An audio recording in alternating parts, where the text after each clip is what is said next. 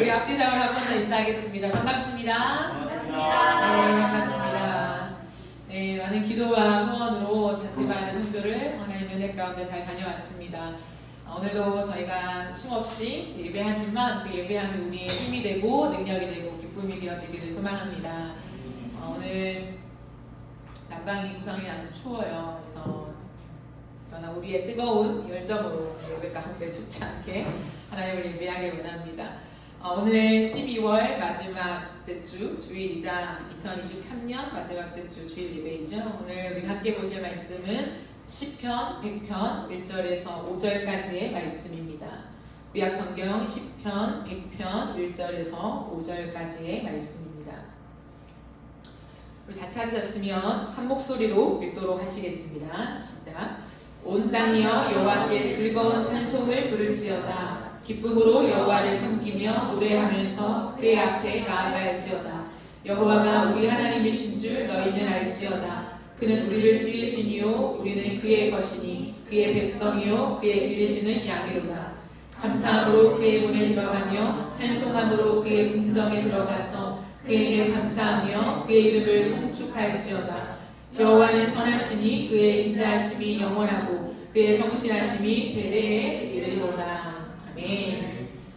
송축 환호성을 올려라 라고 하는 제목으로 함께 말씀을 전하도록 하겠습니다. 여러분 환호성을 지른 적이 있으십니까? 환호성은 너무 기뻐서 부르짖는 소리죠. 예! 하고 터뜨리는 그러한 음성이라고 할 수 있습니다.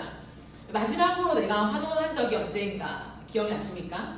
내가 언제 너무 기뻐 주체할 수 없는 그 뜨거움을 가지고 부르짖는 소리를 터뜨렸는가? 언제이십니까? 저는 잔지바르 선교 중에서 중학생 친구들과 함께 딱지치기를 했었어요. 딱지 만드는 것을 가르쳐주고 그 친구들과 함께 딱지치기를 했거든요. 두 팀으로 나누어서 진행을 했어요. 저희 팀에 프랑스라는 친구가 있었어요. 그 친구가 너무 잘하는 거예요. 너무 잘하는데 상대방의 딱지를 치는데 계속 넘기는 거예요. 계속. 근데 처음 해본 거잖아요. 그 친구들이 딱지를. 근데 계속 넘기는데 처음에는 와 하고 좋아했는데 우리 팀이었으니까 한 2번, 3번, 매번 계속 넘기니까 그 환호성이 자꾸 높아지는 거예요. 그래서 저희 팀의 축제 분위기였고 상대방은 아주 이렇게 침울한 분위기를 연출하면서 기쁘게 그 시간들을 지나갔던 기억이 아직도 생생합니다. 특별히 우리 교회에서는 축구를 좋아하시는 분들이 많죠. 네, 축구에도 열심히 하시는 분들이 많은데 축구를 하다 보면 골을 넣을 때 환호성을 지르시죠. 저는 아직 축구계로 들어가지 못해가지고 그 기쁨을, 그 환호를 모르지만 여러분들 아시리라 생각됩니다. 축구 한 골을 넣을 때 그 희열, 그 기쁨, 그 환호성, 온 팀이 한 팀이 되어서 부르짖는 그 기쁨은 이루 말할 수 없을 것입니다. 대한민국이 공동체적으로 다 함께 환호성을 울렸던 적이 2002년 월드컵 시즌이 아니었나 생각합니다. 축구에 한창 뒤처졌던 대한민국이 히딩크라는 한 명의 위대한 감독을 만나서 축구의 새 역사를 쓰기 시작했죠. 그때 정말 온 국민이 온 거리로 나오고 시청하고 광화문, 저는 그때 부산에 있었는데요. 야구 경기장 엄청나게 많은 사람들이 모여서 함께 응원했던 기억이 납니다. 우리나라 선수가 골을 넣을 때마다 온 지역에서 환호성이 일제히 올라갔던 추억들이 우리 안에 있습니다. 대한민국이 구석구석마다 함께 그 시간 안에, 동시간 안에 환호성을 외쳤던 그때는 아마 전무후무한 기록이 아닐까 생각이 들죠.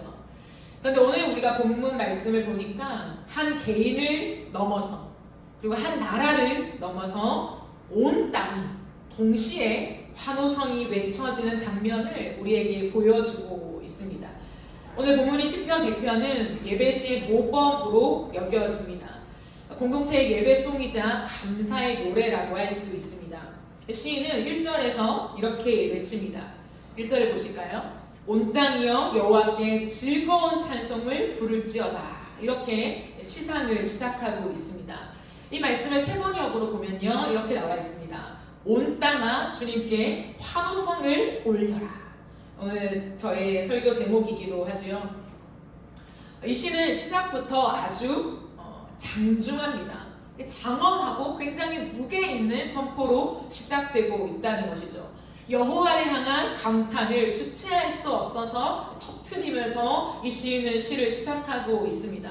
그리고 이어서 2절 말씀에는 이렇게 기록하고 있죠. 기쁨으로 여호와를 섬기며 노래하면서 그의 앞에 나아갈지어다 라고 선포하고 있습니다. 세 번역을 한 번 더 보면요, 기쁨으로 주님을 섬기고 환호성을 올리면서 그 앞으로 나아가거라 라고 선포하고 있는 것이죠. 마치 1절부터 2절까지 짧지만 이 두 구절만 봐도 퍼레이드를 연상케 하는 그런 모습입니다. 여러분은 하나님을 향해서 환호성을 외쳤던 적이 언제입니까?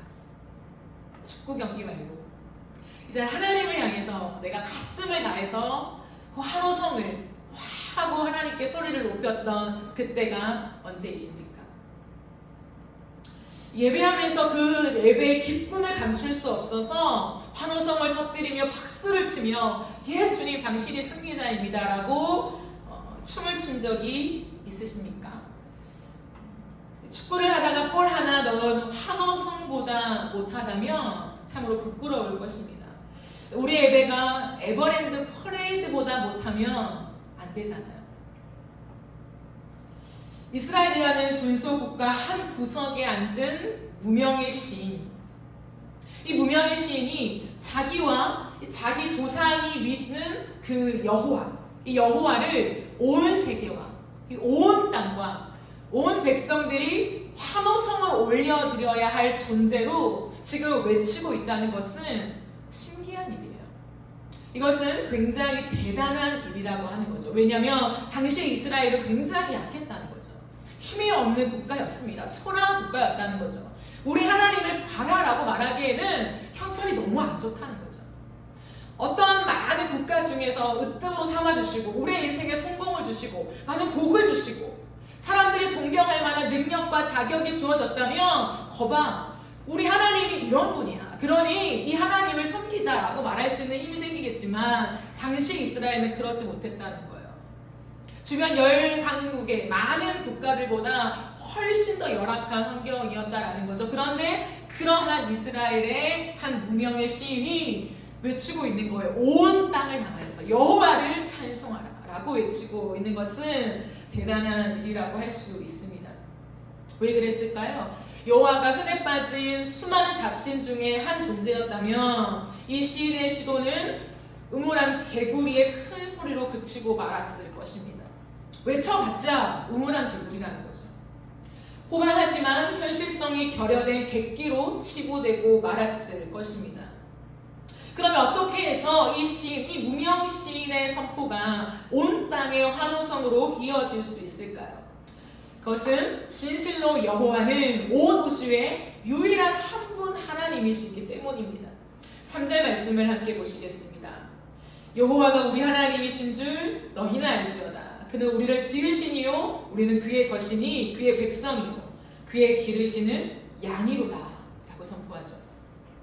이 무명 시인이 초라한 이스라엘 한 목간에서 자신의 나라뿐만 아니라 주변 국가뿐만 아니라 온 땅을 향하여서 여호와를 송축하라, 여호와를 찬양하라, 이 여호와께 집중하라, 환호성을 올려라 라고 선명하게 말할 수 있는 근거는 무엇이냐면 진실로 하나님만이 온 땅의 유일한 하나님이다, 유일한 구원자다 라고 하는 확신과 진리를 가지고 있었기 때문이라는 거죠.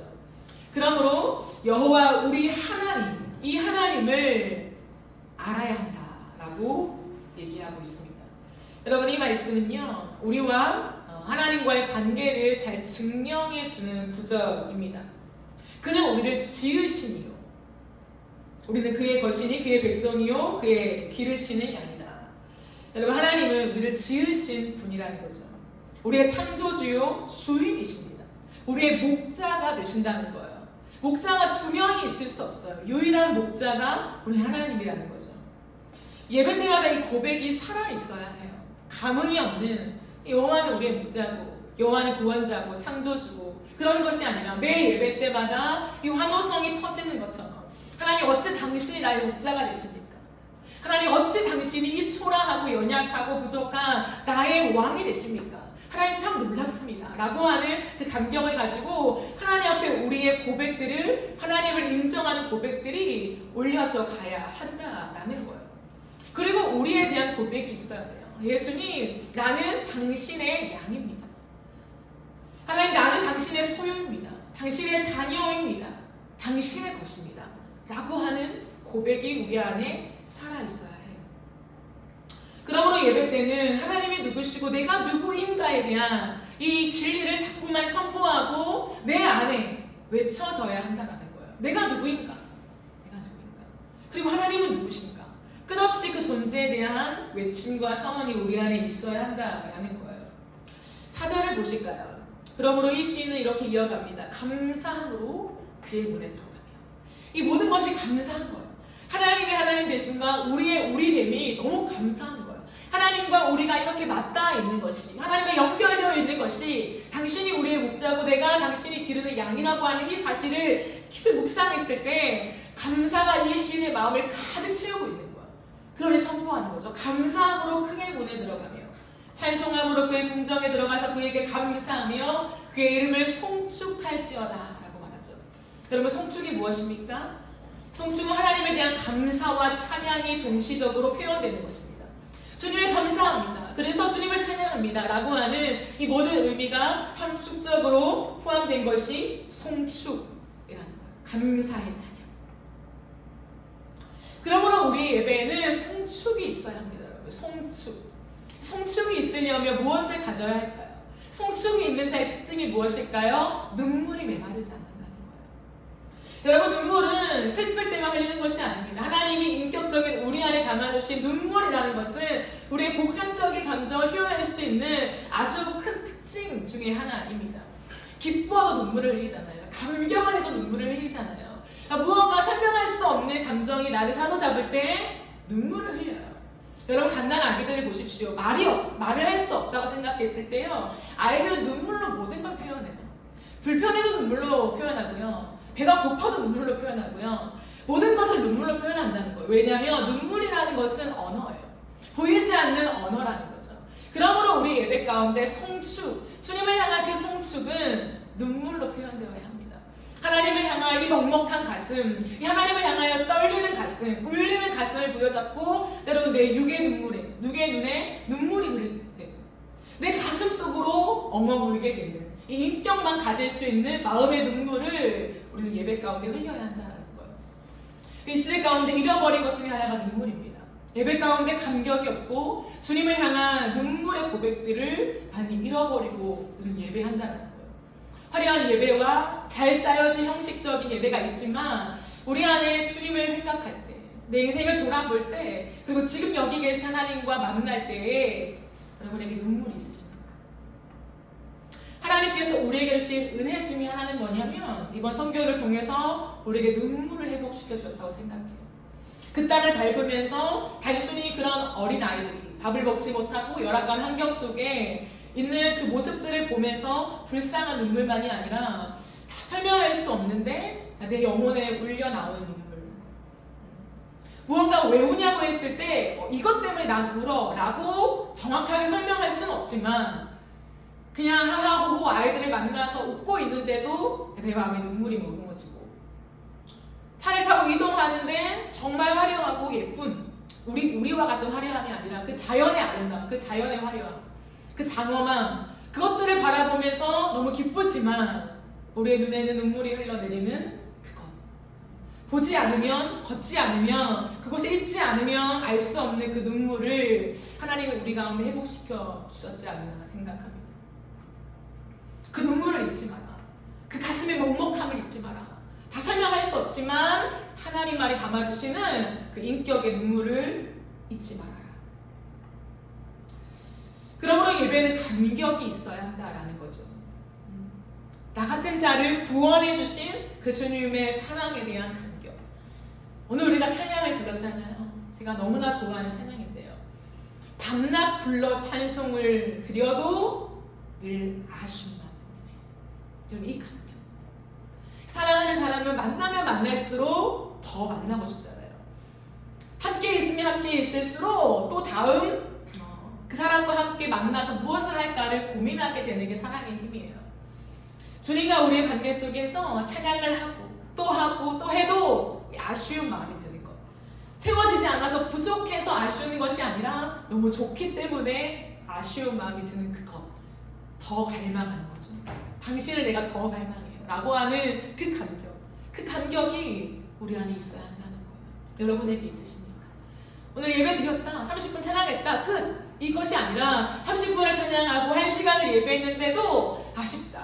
더 예배하고 싶다. 더 찬양하고 싶다. 라고 하는 그 마음이 우리 안에 있어야 한다는 거예요. 오늘날 이 많은 감격들을 많이 잃어버렸죠. 주일 예배를 지키고 많은 공예배를 지키고 거기에 충실하고 끝나면 이제 나의 시간이 시작된다. 이제 나의 스케줄이 시작되는 거야. 이제 우리는 뭐 먹으러 갈까? 무엇을 할까? 어떻게 이 휴일을 즐길까? 그것이 모든 것이 나쁘다고 하는 것이 아니라 우리의 마음 안에 정말 이 예배에 대한 더 예배하고 싶다. 더 이 휴일에 내가 주님을 더 찬양하고 싶다. 주님에 대한 마음들을 이 공동체에 나누고 싶다. 저 사람은 어떤 감격을 가지고 있을까? 주님은 과연 어떠한 추억과 메시지를 가지고 있을까? 너무 궁금하다. 라고 하는 그 감격에 휩싸인 끝없는 은혜의 나눔들이 우리 안에 있는가라고 하는 거죠. 끝없이 우리가 양 같다고 하는 이 고백이 없다면 참 힘든 것 같아요, 여러분. 양은 무엇입니까? 내 바로 앞에 절벽이 있어도 절벽이 있는 줄 모르고 그냥 가는 것이 양이잖아요, 그죠? 나는 잘 간다고 생각해요. 절벽이 아니라 나는 내 길을 바르게 가고 있어. 나는 옳은 길을 가고 있어. 라고 생각한다는 거죠. 근데 양 앞에는 언제나 절벽이 있죠. 언제나 어려움이 있죠. 왜? 양의 시야가 굉장히 낮기 때문에. 그래서 앞에 있는 것밖에 못 보잖아요. 그때마다 목자가 지팡이로 그 목을 끌지 않으면 이 양은 죽는다는 거죠. 우리 안에 그 겸손한 마음이 있는가? 우리는 마치 양 같아요. 세상에서 조금만 능력과 힘을 얻으면 내가 갈 수 있어. 내가 가봤어. 내가 할 수 있는 거야. 라고 하는 이 마음들이 때로는 교만으로 우리의 인생을 절벽으로 몰아넣을 때가 많아요. 괜찮아, 나 혼자 할 수 있어. 하나님을 향해서 하나님 저를 지켜봐 주세요. 제가 혼자 갈 수 있어요. 그러나 우리는 한치 앞을 알 수 없는 양과 같은 모습이다라고 하는 고백이 매 순간 있어야 돼요. 그러므로 목자가 없으면 난 아무것도 아닙니다. 하나님 나는 갈 수 없습니다 라고 하는 이 가슴으로부터의 고백이 하나님 앞에 올려져 가야 한다는 거예요. 우리의 예배 가운데 그리고 삶의 예배 가운데 다시 한번 우리의 인생을 돌아볼 때 여러분 이 고백이 살아있으십니까? 한 걸음 한 걸음 걸어갈 때마다 하나님 나는 양과 같습니다. 하나님 나는 절벽으로 빠르게 뛰어가는 그 어리석은 양과 같습니다. 당신의 지팡이가 없으면 난 아무것도 아닙니다 라고 하는 그 고백이에요. 이것이 있어야 우리는 세상 한복판에서 주님을 향한 환호성을 외칠 수가 있어요. 그리고 나만 환호성을 외치는 것이 아니라 내 주변에 있는 사람들을 향하여서 그리고 온 땅을 향하여서 외칠 수 있는 거예요. 온 땅아 여호와를 찬양할지어다. 이 담대함과 확신을 가지고 살아갈 수 있다라는 거예요. 여러분 그리스도인의 특징이 무엇입니까? 그리스도인은 십자가의 감격이 살아있는 자예요. 세상에 많은 사람들이 알 수 없는 비밀이죠. 비밀을 가진 자답게 예수 그리스도의 십자가 안에서 그 감격, 그 은혜, 그 기쁨 그것을 소유한 자가 그리스도인이에요. 그래서 세상에 좋고 화려하고 아름다운 것들 너무 많죠. 너무너무 많지만 그것보다도 예수의 아름다움을 이미 알아버렸기 때문에 이 모든 것을 내어두고도 그 주님을 따를 수밖에 없는 자들 그게 그리스도인이죠. 이것이 필요 없어서가 아니라 필요하지만 선택하라고 했을 때 나는 예수를 포기할 수 없기 때문에 이 모든 것을 내려놓고 예수를 따를 수밖에 없는 그 감격의 소유자 그게 그리스도인의 특징입니다. 시인은 우리에게 끝없이 요청하는 것이 있습니다. 그게 뭐냐면 들어가라는 거예요. 이 들어가라는 표현이 무엇입니까? 더 깊은 하나님의 임재 안으로 들어가라고 하는 거죠. 4절을 한 번 더 보실까요? 감사함으로 그의 문에 들어가며 찬송함으로 그의 궁정에 들어가서 그에게 감사하며 그의 이름을 송축하라 라고 말하고 있습니다. 들어가라. 하나님의 임재 안으로 들어가라. 그 문만 밟지 말고 마당만 밟지 말고 그 임재 안으로 들어가 직접 하나님을 대면하라 라고 요청하고 있는 것입니다. 찬양을 부르며 더 깊은 곳으로 들어가는 거죠. 거기에 무엇이 있습니까? 하나님의 얼굴이 있다. 하나님의 얼굴이 있는 지성소까지 들어가야 한다라는 거예요. 적당히 예배하면 아무런 힘이 없어요, 여러분. 예배 가운데 우리가 겉핥기식으로 정해진 시간 안에 그냥 순서를 진행하는 것처럼 우리가 만약에 예배를 한다면 그것이 반복된다면 우리의 인생의 영혼은 메마른 거죠. 여러분, 사람과 만날 때요 겉핥기식의 대화가 있어요. 그죠? 만났는데 1시간, 2시간 적지 않은 시간을 얘기해도 돌아서면 내가 뭐 얘기했나? 그럴 때가 있어요. 그냥 좀 허무할 때가 있죠. 누군가를 만나면 되게 깊은 대화로 들어갈 때가 있어요. 그것이 1시간이든 3시간이든 상관없이 그 사람을 만나면 뭔가 대화가 깊어지고 인생의 의미를 나누게 되고 뒤돌아섰을 때에 내 마음의 채워짐을 경험하게 되죠. 여러분, 누구와 대화할 때 그러십니까? 저는 곰곰이 돌아보니까 제가 친한 사람과 그러더라고요. 정말 친한 사람들. 정말 친한 사람들과는 깊은 얘기가 되더라고요. 참 신기하죠. 그러니까 매일같이 만나는 친구들 있잖아요. 내 삶을 이미 다 알고 너무 오랜 시간 동안에 모든 걸 다 얘기해서 굳이 내 추억을 얘기하지 않아도 나보다 그 사람이 내 인생을 더 잘 알고 있는 그러한 친구들이 있어요. 그러면 오늘 또 만나면 뭐 3시간, 4시간 얘기할 게 있나. 이미 다 얘기했고 다 알고 내 가족 얘기, 뭐 내 직장 얘기, 인생 모든 얘기를 다 아는데 근데 신기한 건 뭐냐면 그렇게 모든 걸 다 아는 친구들과 오늘 또 얘기할 거리가 훨씬 더 많다. 훨씬 더 진지하고 의미 있는 얘기들을 나눌 수 있는 그러한 관계가 되어 있다라는 거예요. 새롭게 만나는 사람들보다도 훨씬 더요. 왜 그럴까요? 곰곰이 생각해보니까 그런 것 같아요. 이렇게 모든 걸 아는 사람과 만났을 때는 인트로가 필요 없어요. 인사하고 예의를 갖추고 설명하고 그냥 조심스럽게 물어보고 한 발 한 발 단계가 없이 그냥 곧장 내가 생각하는 대로 내가 느끼는 대로 말하고 그렇게 관계를 풀어가다 보니까 그게 너무 자연스러우니까 내 안에 깊은 것이 너무 자연스럽게 꺼내어지는 거죠. 그러나 적당히 알거나 겉핥기식으로 대화를 하는 상대방에게는 그게 어려워요. 어떠한 특별한 분위기가 있어야 돼요. 그리고 그 사람이 내 마음을 건드릴 수 있는 어떠한 포인트가 있어야 한다는 거예요. 그게 없으면 참 어렵죠.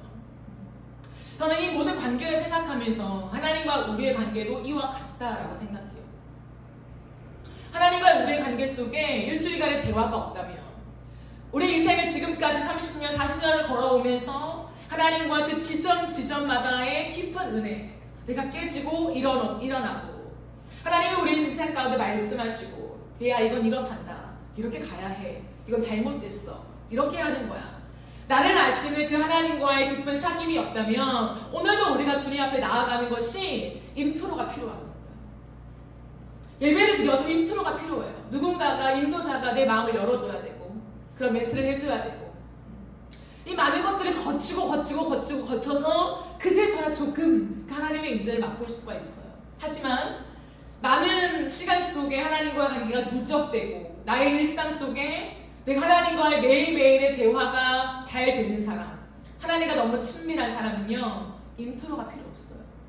예배가 나와서 곧장 예수 그리스도의 이름과 보혈을 의지하여서 그 주님의 지성소 안으로 들어갈 수 있다는 거예요. 그리고 하나님의 음성이 너무 빠르게 들려요. 이것은 어떠한 능력이 아니라 친밀함의 힘이라는 것을 여러분 기억해야 해요. 그러니까 시간은, 세월은 무시할 수 없다는 거죠. 여러분, 구원은 한 번이죠. 우리의 어떠한 행위와 어떠한 조건이 필요 없어요. 하나님의 은혜요 선물이라는 거예요. 하지만 그 이후에 하나님과의 모든 관계는 하나님과 우리 안에 시간이 확보되어야 해요. 내 가슴에 하나님 앞에 나아가는 고백이 누적되어야 가능하다는 거예요. 그거 없이 점프할 수 없어요. 스킵하고 넘어갈 수 없다라는 거예요. 여러분 안에 이 2023년을 돌아보면서 하나님과 깊은 누적된 대화들이 얼마만큼 쌓여 있으십니까? 우리가 새로운 2024년도를 바라볼 때 많은 갈망과 기도의 소원이 있죠. 그러나 내가 더 깊은 지성소 안으로 들어가기 원합니다. 하나님과 이 날마다의 친밀함을 쌓는 이 시간들을 내가 확보하길 원합니다. 라고 하는 갈망이 있었으면 좋겠어요. 내게 가장 친한 이 친구보다 조금 더 가까운 하나님, 그게 당신이었으면 좋겠습니다. 라고 하는 갈망. 그럼 그거는 우리 안에 정말 가슴이 움직여야 가능한 거라는 거예요. 범죄한 우리가 어떻게 지성소까지 들어가 하나님의 얼굴을 뵐 수 있을까? 우리는 기억해야 돼요. 예수의 보혈밖에 없어요.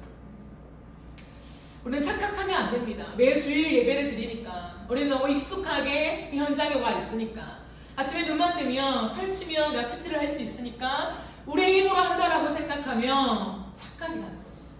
우리가 오늘도 주님 앞에 나아갈 수 있는 것, 말씀을 펴서 성경을 읽을 때에 하나님이 깨달아지는 것, 이렇게 살아야지라고 하는 감동이 주어지는 것은 내 힘 때문이 아니라 예수의 보혈의 은혜라는 것을 기억해야 해요. 그 보혈이 무엇일까? 그 십자가의 감격이 무엇일까라고 하는 그 묵상 속에 끝없이 보혈을 선포해야 합니다. 그런 사람은 그 은혜에 의존하게 되어 있어요, 여러분. 여러분, 모든 것이 마음에 달렸잖아요. 생명이 마음에 있다고 했잖아요. 내 마음으로부터 정말 십자가의 은혜를 의존하고 있는가? 아니면 내가 대충 하나님 앞에 예배하고 나머지 모든 시간에는 내 능력을 의존하고 있는가? 세상의 것들을 의존하고 있는가? 이 싸움을 우리는 끝없이 하고 있다는 거죠. 우리가 살아가는 삶이 하나님의 임재 가운데로 들어가는 티켓이 될 수 없어요. 꼭 기억해요. 그 하나님의 은혜를 원해야 돼요. 하나님 은혜를 주세요. 그렇다면 끝으로 어떻게 온 땅의 환호성이 올려질 수 있을까요? 오늘 마지막 5절 말씀을 함께 보시겠습니다. 여호와는 선하심이 그의 인자하심이 영원하고 그의 성실하심이 대대에 이르리로다 라고 얘기하고 있습니다. 그 주님의 선하심, 그 인자하심은 영원하다라고 되어 있죠. 근데 그 성실하심이 어떻게 미친다고요? 대대에 미친다. 대대에 이른다는 거죠. 하나님의 선하심과 하나님의 인자하심, 이 놀라운 감사, 우리가 송축할 수 있는 근거가 되는 하나님 되심은 한 세대로 그치지 않는다는 거죠. 어떤 민족에 한정되어지지 않는다는 거예요. 대대에 끝없이 세월이 반복되고 또 다른 세대가 일어나도 하나님은 하나님의 선하심을 흘려보낸다고 이 시인은 고백하고 있습니다. 여러분, 만민이 다 여호와의 이름을 즐거이 찬송하라 노래한 시인의 소망은요, 당대에 이루어지지 않았어요. 왜냐하면 이 구약 시대 때는요, 유대인과 이방인의 구별이 너무 명확했잖아요. 이방 족속들은 이스라엘 성도들과 함께 이렇게 예배할 수 없었어요.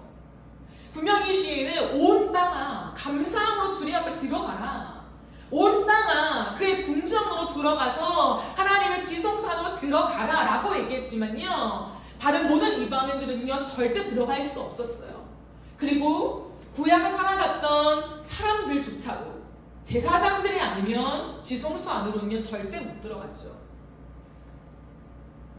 그러나 이사야는 이렇게 약속했습니다. 이사야서 56장 6절부터 7절까지의 말씀을 보시면요, 우리 함께 읽어보실까요?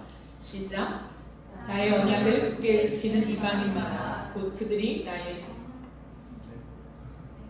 내가 곧 그들을 나의 성산으로 인도하여 기도하는 내 집에서 그들을 기쁘게 할 것이며 그들의 번제와 희생을 나의 제단에서 기꺼이 받게 되리니 이는 내 집은 만민이 기도하는 집이라 일컬음이 될 것이니라. 아멘.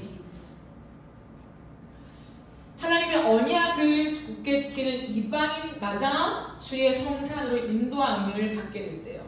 그들의 번제와 희생을 제단에 기꺼이 받게 되고 만민의 기도하는 집이라 일컬음을 받게 된다라고 이사야는 예언했죠. 이 예언이 무엇일까, 여러분?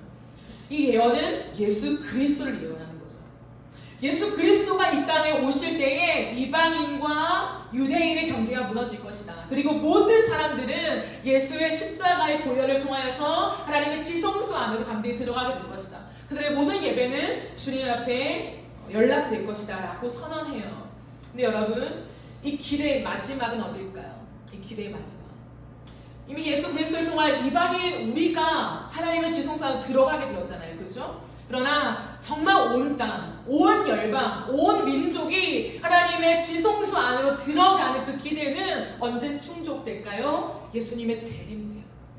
예수 그리스도의 재림 때에 모든 나라와 모든 족속과 모든 방언들이 함께 나아가 주님을 예배하게 될 것이라고 성경은 우리에게 약속하고 있다라는 거예요.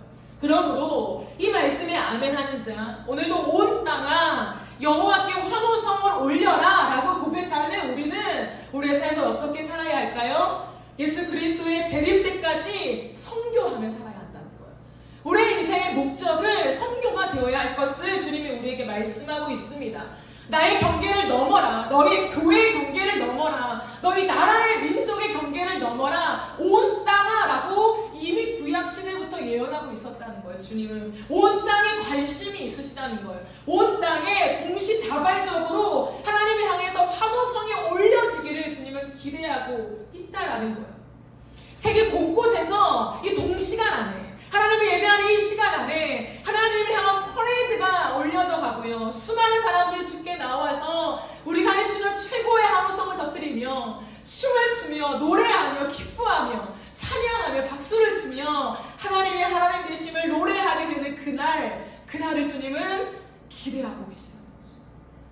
그러므로 여러분, 우리는 예수님의 재림 때까지 기회가 있다는 것을 반드시 기억해야 해요. 그 시간 안에 우리는 더 많은 예배자들을 세워야 합니다. 여러분, 반드시 기억해 주시길 바랍니다. 온 땅은 나의 선택이 아니라 주님의 명령입니다. 온 땅, 그 선교, 그건 나의 마음에 와닿지 않아. 나는 내가 서 있는 이곳에서만 하나님을 예배하고 환호성을 터뜨릴게. 그건 우리의 선택이 아니라는 거예요. 온 땅아 라고 말씀하시는 것은 하나님의 명령입니다. 나만 구원받을래? 우리 가족만 구원받을래? 라고 말할 수 없다는 거죠. 예수 그리스도를 믿고 성령이 우리 안에 거하시면 이제는 내가 사는 것이 아니라고 했어요. 나의 요구가 아닙니다. 내가 원함이 아니라는 거예요. 나는 이렇게 살고 나는 이런 모습을 꿈꾸고 이 모든 것을 버려야 한다는 거예요. 그리고 말씀을 읽으면서 하나님의 마음이 무엇인가, 하나님의 기대가 무엇인가, 하나님의 꿈이 무엇인가가 이제 아멘으로 우리의 심장 안에 박혀야 한다는 거예요. 그게 그리스도인의 삶입니다. 그러므로 선교는 선택이 아니라 필수고 명령이에요. 지상 명령입니다. 모든 자들아, 예수 그리스도 안에 있는 자들아, 온 열방을 향해 가라. 온 민족으로 가서 내 제자를 삼아라. 아버지와 아들과 성령의 이름으로 세례를 주고 내가 분부한 모든 것을 가르쳐 지키게 하라라고 하신 말씀은요, 우리의 선택이 아니라 우리를 위해 죽고 부활하신 예수의 명령이라는 거예요. 그러므로 우리는 선교에 대한 마음이 없다, 하나님 앞에 가슴을 치며 기도해야 돼요. 내 심장 가운데 선교에 대한 열망이 식었다. 그렇다면 당연한 것이 아니라 주님 앞에 금식하며, 하나님, 내가 이 땅을 살아가면서 내 일상에 파묻혀서 온 열방을 향한 주님의 마음을 잃어버렸습니다. 내 심장을 살려내소서. 내 꿈이 아니라, 내 기대가 아니라, 내 원함이 아니라 주님의 마음을 주세요 라고 우리는 기도하면서 다시금 우리의 영을 이렇게 세워야 한다는 거예요. 제가 이번 선교를 통해 하나님 앞에 얼마나 많이 울었는지 모릅니다. 하나님, 내 안에 이토록 선교에 대한 열정이 식었던 것을 회개합니다. 하나님 앞에서 나 같은 죄인을 구원하신 감격에 겨워서 하나님, 내가 온 열방으로 가겠습니다. 하나님, 내가 온 세계를 밝겠습니다. 당신의 이름을 찬양하겠습니다 라고 선교에 목숨 걸겠다고 고백했지만 이 땅을 살아가면서 나는 내 사역만 잘하면 된다고 생각했어요. 선교를 품고 열방을 바라보고 선교 사역들의 얘기를 듣죠. 그러나 내 심장이 그 선교에 이렇게 절절하지 않았어요. 이만큼 눈물이 나지 않았어요. 꿈을 가지지 않았어요. 분리되었어요. 내가 하는 사역들, 내게 맡긴 삶을 충실하게 살아가는 것 이꼴 내 믿음, 내 고백, 내 신앙. 선교는 또 다른 영역. 이번에 잔지바르 땅을 밟으면서 얼마나 많이 회개가 왔는지 몰라요. 그 이슬람 땅에서 예수 그리스도를 알지 못하는 그 수많은 사람들, 정말 95%가 넘는 이슬람 사회 속에 모든 게 장악당하고 그 어떤 것도 자유가 없는 억압된 이 땅에서 막 극소수의 선교사님들, 정말로 극소수의 선교사님들만을 통하여서 복음이 세미하게 전해지는 그 한복판에 서면서 제가 얼마나 많이 울었는지 몰라요. 그분들의 삶, 새벽부터 밤늦게까지 자신의 시간이 하나 없이 오직 복음을 위해서 매일매일, 어떤 시즌이 아니에요. 매일매일 그렇게 바쁘게 온 몸과 온 인생을 다 하나님께 쏟으면서 살아갔던 그분들을 통해서 정말 미세하게 예수의 복음이 전해지고 있었다는 거예요. 모든 얼굴과 몸을 다 그 옷으로 뒤집고 그 땡볕에 걸어가는 그 아이들, 그 사람들, 그 영혼들을 위해서 누군가는 자신의 인생을 던져서 밑빠진 독에 물 붓는 그러한 상황이지만 기꺼이 밑빠진 독에 물 붓기를 선택하셨던 분들, 기꺼이 계란으로 바위를 쳐보자라고 생각하며 자신의 인생을 계란으로 만드신 분들, 하나님 나를 쳐서라도 내가 계란이 되겠습니다. 그러나 이 바위는 주님이 부수실 것입니다. 나 같은 계란이라도 주님이 부수시면 부서집니다 라고 하는 그 심정으로 계란이 되어 살아가시는 그분들의 그 삶을 내가 너무 가볍게 여기고 살아갔구나 라고 생각했어요. 모두가 다 선교사로 풀타임으로 나갈 수 없습니다. 그러나 오늘 나의 일상의 가슴 속에 무엇이 있는가?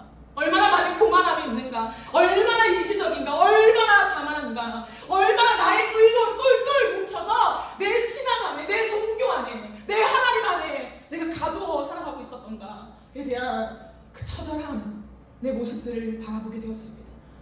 아, 주님의 눈물이 여기 있구나. 하나님의 마음과 하나님의 그 심장이 여기 있구나. 그래서 웰컴 하셨구나. 여러분, 제가 하나님 앞에 그런 마음이 들었어요. 하나님 내 인생을 보면서 웰컴 하십니까? 내가 서 있는 곳을 보면서 웰컴 하십니까? 와라. 자신이 없더라고요. 왜 하나님은 그 땅, 그렇게 척박한 땅을 웰컴 하실까? 이유가 있더라고요. 거기에 예수님을 닮은 사람들이 있었기 때문에. 하나의 미랄이 되어 썩어지면서 이 복음의 전도의 미련한 것으로 하나님만 의지하면서 하나님의 방법을 신뢰하면서 합리성, 효율성 모든 것을 버리고 그 말씀 앞에 살아가는 예수 그리스도와 같은 사람들이 있기 때문에 웰컴 선영아 와서 봐라. 그 말씀을 저에게 하셨던 게 아닌가 생각을 합니다. 사랑하는 여러분, 우리의 가슴에 다시 한번 예수 그리스도의 사랑과 그 복음에 대한 아멘이 있어야 합니다. 우리 안에 하나님을 향해서 내가 얼마나 교만하고 나밖에 모르는 이기적인 사람인가에 대한 하나님 앞에 통회함이 있어야 해요. 매 예배 때마다 하나님 나는 이렇게 이기적입니다 라고 하는 하나님 앞에 엎드리는 눈물의 회개가 반드시 있어야 한다는 거예요. 그 눈물의 회개가 없다면 하나님의 심장이 우리 안에 담겨지지 않아요. 이슬람은 온 땅을 이슬람하는 목표를 가지고 지금도 발빠르게 움직이고 있습니다. 그런 말이 됩니까? 온 땅은 주님이 명령하신 우리의 땅이에요. 온 땅은 여호와를 송축하라라고 주님이 명령하신 우리의 지경입니다. 그러나 지금 온 땅을 목표로 삼고 있는 그 종교가 이슬람입니다. 온 땅을 먹어버리겠다, 온 땅을 이슬람 사회로 만들겠다라고 목표를 가지고 지금 온 세계를 흩어지고 있습니다. 수많은 사람들을 낳으면서 자녀들을 낳으면서요 온 세계 곳곳에 이슬람을 심어놓고 있습니다. 여러분, 온 땅을 누가 뒤집을 수 있습니까? 몇 년만 안 있으면요 그 인구는요 폭발적으로 늘어갑니다. 우리나라에 엄청난 이슬람들이 들어와 있어요. 출산율이 이렇게 낮은 우리나라에서요 당연히 재간이 있을까요? 과연 우리는 무엇을 하고 있는가? 무엇을 목표로 달려가고 있는가?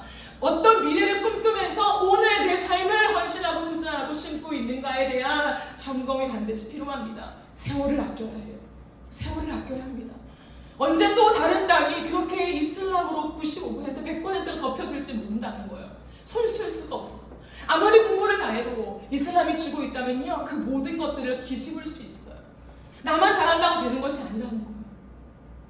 그러므로 성교는 우리의 목적이 되어야 합니다. 이 한국 땅 이렇게 번성하게 하신 복을 주시고 축복을 베푸셔서 잘 먹고 잘 살게 하신 이 경제를 하나님이 급성장시켜 주신 은혜가 있지요. 그 은혜를 아는 자로 살아야 해요. 나만 배불리고 나만 더 화려한 것들을 누리며 살아가는 삶이 아니라 우리가 가진 이 많은 복을 가지고 어떻게 전 세계 열방 가운데 예수의 피 묻은 십자가를 세울 것인가에 대한 고민을 가지고 우리의 물질과 시간을 심으면서 하나님 사용해 주세요 라고 하는 그 뜨거움이 우리 안에 있어야 할 것입니다. 말씀을 정리하겠습니다. 오늘 시편 기자는 무명의 시인으로서 그 초간 이스라엘 중앙 그 세상 한복판에서 선언하고 있습니다. 선포하고 있습니다. 온 땅아 여호와를 송축하라. 온 땅아 여호와께 환호성을 올려드릴지어다 라고 선언했습니다. 이 선언은 예수 그리스도가 오셔서 십자가를 지심으로 이루셨습니다. 유대인의 지경을 넘어서 이방인들과 온 세계 가운데 복음이 들어가게 하시면서 예수를 아는 자들이 일어났고 그 예수를 아는 자들이 엎드려 주님을 경배하게 되었죠. 찬양하게 되었죠. 주님 앞에 기쁨으로 춤추게 되었지요. 그러나 아직 아니라는 거죠. 우리는 예수 그리스도께서 다시 오시는 그날이에요. 주님이 꿈꾸는 온 세계와 열방의 모든 영혼들이 일어나서 주님을 찬양하게 되는 그날을 목도하게 될 것입니다. 그때 더 많은 이들이 주님께 예배자가 되도록 우리는 오늘 성도의 씨앗을 심어야 합니다. 주님 다시 오실 그날까지 우리의 심장에 예수 그리스도의 사랑과 그 은혜를 가지고 나아가는 그 열망과 우리의 발걸음이 있어야 합니다. 마지막으로 말씀을 마무리하면서 이 한 줄을 반드시 기억하십시오. 온 땅은 나의 선택이 아니라 주님의 명령이다. 온 땅은 나의 선택이 아니라 주님의 명령이다. 우리가 믿는 하나님, 그분이 우리에게 부탁하신 거 단 한 가지입니다. 내가 다시 오마. 반드시 다시 오마. 절대로 난 다시 올 것이다. 그런데 그때까지 내 영혼들을 너에게 맡기마. 선교하라. 말씀을 전하라. 이것이 주님이 우리에게 부탁하신 마지막 음성이셨습니다. 이 명령을 붙잡아 온 세계와 열방 가운데 예수 그리스도의 복음을 가지고 나아가는 저와 여러분의 삶, 이너프 처치의 거림이 되어지기를 예수님의 이름으로 축복합니다. 아멘. 우리 함께 찬양합시다.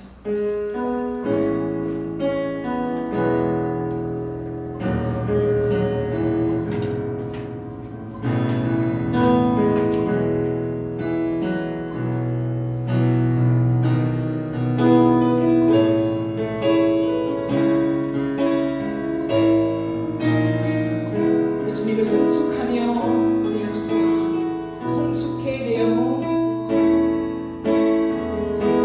송축해 내 영혼 내 영혼아 거룩하신 이름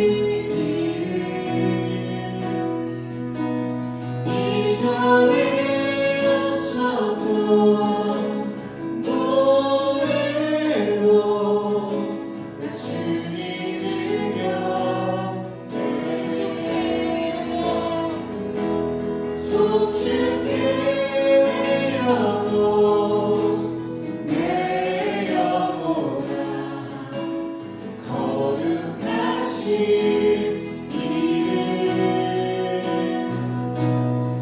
이전에 없었던 노래로 내 주님을 영원히 새하늘 밝았네 해가 뜨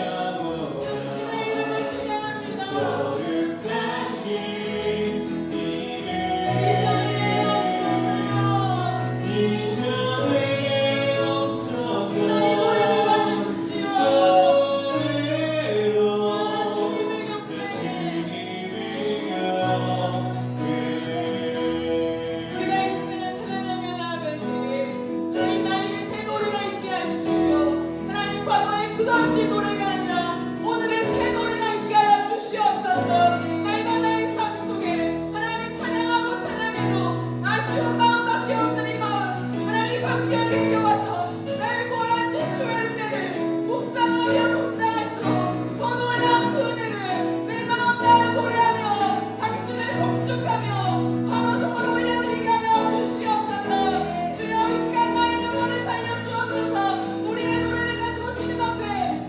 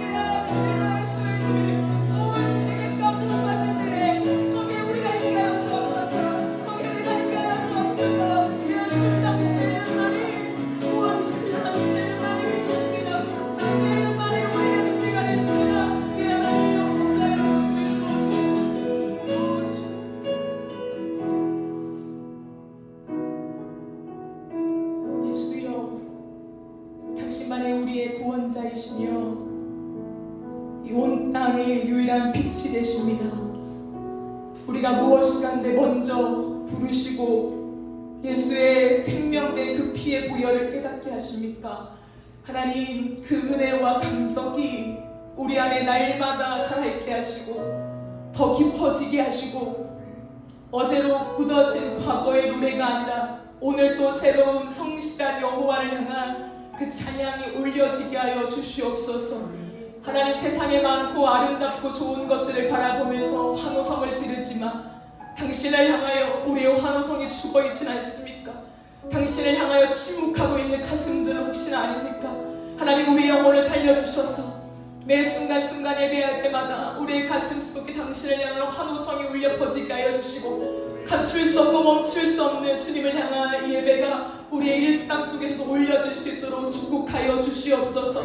하나님, 온 땅은 우리의 선택이 아니라 주님의 명령입니다. 하나님, 우리가 무엇이 된 것 마냥 내가 선택할 수 있는 것이 많다고 착각하지 않게 하시고 이제 내가 사는 것이 아니라 예수 그리스도께서 사시는 삶이라고 하나님 말씀하셨사오니 주의 꿈이 나의 꿈이 되게 하여 주옵소서. 주님의 바라봄이 우리의 바라봄이 되게 하시고 하나님의 심장이 우리의 심장이 되어지게 하여 주시옵소서. 예수의 재림 때까지 우리에게 선교를 맡겨주셨습니다. 잃어버린 영혼을 주께로 돌아오는 그 일에 우리가 쓰임받기를 주님은 기대하십니다. 하나님, 그 영광을 잃어버리지 않게 하여 주시고 우리 안에 이 선교의 퍼레이드가 이어질 수 있도록 축복하여 주시옵소서. 하나님, 교회는 당신의 것입니다. 이 너무 전체는 주님의 것입니다.